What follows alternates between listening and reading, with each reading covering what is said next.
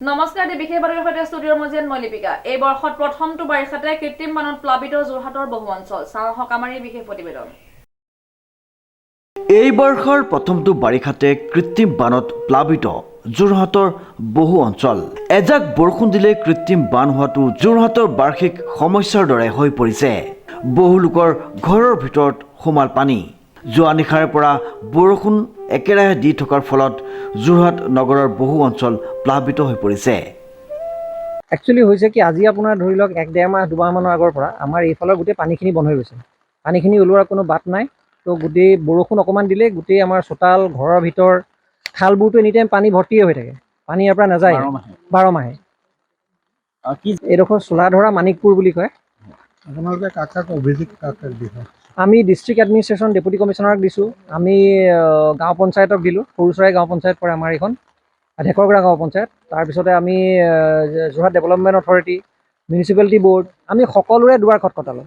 কিন্তু কোনেও ইজনে সিজনলৈ থ'লে, সিজনে সিজনলৈ থ'লে। মাজতে JDAৰ কেইজনমান বিষয়া আহি চায়ো গ'ল, কিন্তু আজিলৈকে তাৰ কোনো ব্যৱস্থা নল'লে। যিহেতু আপোনালোকৰ প্ৰত্যেকৰ ঘৰতে পানী সোমাইছে, ইয়াৰ কাৰণ কি বুলি ভাবে? কাৰণটো আচলতে ক'বলৈ নাই, কাৰণ আমাৰ এইটো জেগা, আমি আৰু পুৰণা মানুহ। এই জেগাডোখৰ আমাৰ ৰাস্তাটো বহুত পুৰণা জেগা। তো এইডোখৰত পানী ধুনীয়াকৈ গৈ আছিলে। আজি অলপ দিনৰ পৰা আমি কিছুমান প্ৰব্লেমত পৰিছোঁ যে পানীটো লাহে লাহে ইয়াত জমা হোৱা আৰম্ভ হৈছে। মেইনলি কি হয়, আমাৰ বেক চাইডেদি যিটো ৰাস্তাইদি পানীখিনি ওলাই গৈছিলে বা খালটোৱেদি পানীটো ওলাই যায়, এতিয়া আমি গম পোৱা মতে যে সেই খালটো বন্ধ কৰি দিয়া হৈছে। মাটি পেলাই সম্পূৰ্ণ এখন ৱাল দি পেলাই কমপ্লিটলি বন্ধ কৰি দিছে। কোনে বন্ধ কৰিছে? বন্ধ কৰিছে শাস্ত্ৰীপীঠ সেৱা সমাজ বুলি এখন আমাৰ কাষৰ যিটো ৰাস্তা, সেইটো শাস্ত্ৰীপীঠ বুলি কয়। তো তেওঁলোকৰ যিখন উন্নয়ন কমিটি, তেওঁলোকৰ ফালৰ পৰা বন্ধ কৰি দিয়া হৈছে। আমাক একো ইণ্টিমেশ্যন নিদিয়াকৈ, আমাক একো জনোৱা হোৱা নাই যে তেওঁলোকে তেনেকুৱা কিবা এটা ব্যৱস্থা ল'ব। আমাক যদি জনালেহেঁতেন, আমি তেওঁলোকৰ লগত একমত হৈ বা তেওঁলোকৰ লগত ডিছকাশ্যন কৰি আমি তাত এটা পকা নলা বনাই দিব পাৰিলোহেঁতেন। মানে এইটো নলাটো আপোনাৰ আগৰ পৰাই আছিলে? নলাটো আগৰ পৰাই আছিলে, তেওঁলোকে পুতি দিছে নলা? পুতি দিছে, সেইফালেদি পানী গৈয়ে আছিলে।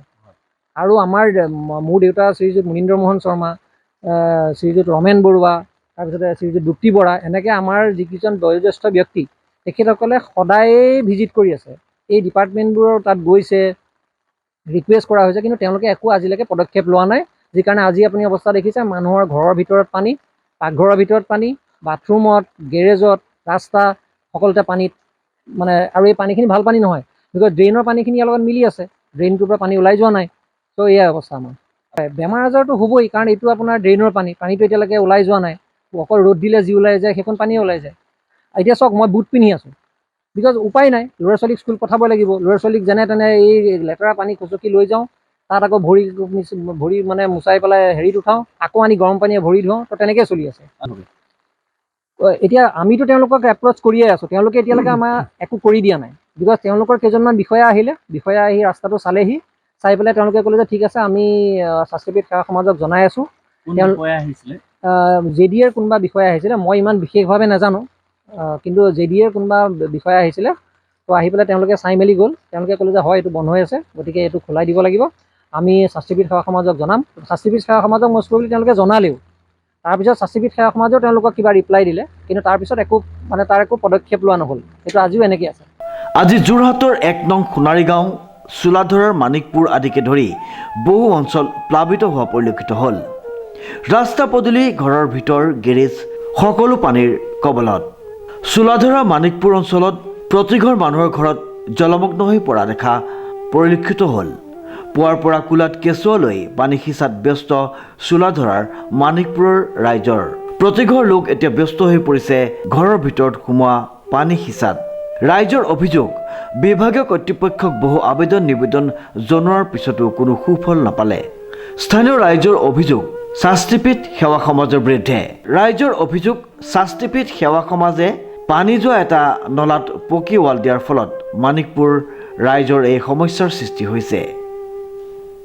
বৰষুণ দিয়াৰ লগে লগে আমাৰ খালডোং অনবৰতে পানী ভৰ্তি হৈয়ে থাকে। এজাক বৰষুণতে গোটেই এৰিয়াটো পানীময় হয়। গতিকে বুট পিন্ধিবলগীয়া হয়, ল'ৰা ছোৱালী কোচত দাঙি আনি গাড়ীত তুলিবলগীয়া হয়, আৰু গাড়ীতে কাপোৰ পানী যোগান ৰাখিবলগীয়া হয়। প্ৰত্যেক মানুহে আকৌ গাড়ীটো আহিব নোৱাৰে নহয়, পানীতে কাপোৰ কানি দাঙি আহিবলগীয়া হয়। অনবৰতে এই পানীখিনি থাকেই। এজাক বৰষুণতে প্ৰত্যেকৰ ঘৰ, গেৰেজ, পাকঘৰ পানীয়ে নধৰা হয়। পানী সিঁচি থাকিবলগীয়া হয়। হৈ থকা ড্ৰেইনটো বন্ধ কৰি নিদিয়া হ'লে এই মানুহখিনি এনেকুৱা অৱস্থা নহয়। পানীখিনি এটা সৰু নলায়েদি গৈ আছিলে, সেই পানীখিনি ৱাল দি বন্ধ কৰি দিয়াৰ কাৰণে পানী কেনি যাব, সেইকাৰণে অনবৰতে পানীখিনি জমা হৈ থাকে। কিন্তু আমাৰ মানে এই ৰাস্তাটোৰ মানুহখিনিয়ে দায়িত্ব লৈছে যে সেই ড্ৰেইনটো আমি বনাই দিম, পকা ড্ৰেইন সাজি দিম আমি, খালি আমাক এই কোণৰ পৰা আমাক উপায় দিয়ক, পৰিত্ৰাণ হ'ব লাগে, আমি যাতে পানীৰ পৰা বাচিব পাৰোঁ। জনোৱা হৈছে, আমাৰ DC ছাৰক জনোৱা হৈছে, চাৰ্কুল অফিচত জনোৱা হৈছে, JDAত জনোৱা হৈছে। হয়, জনোৱা হৈছে। তেখেতসকলে মানুহ গোটাম, আমি মিটিং দিম, আলোচনা কৰিম, নকৰোঁ বুলি ক'লে তেখেতে। শাস্তিপীঠ সেৱা সমাজ। অনুপম বৰাৰ ৰিপৰ্ট, নিউজ নাও।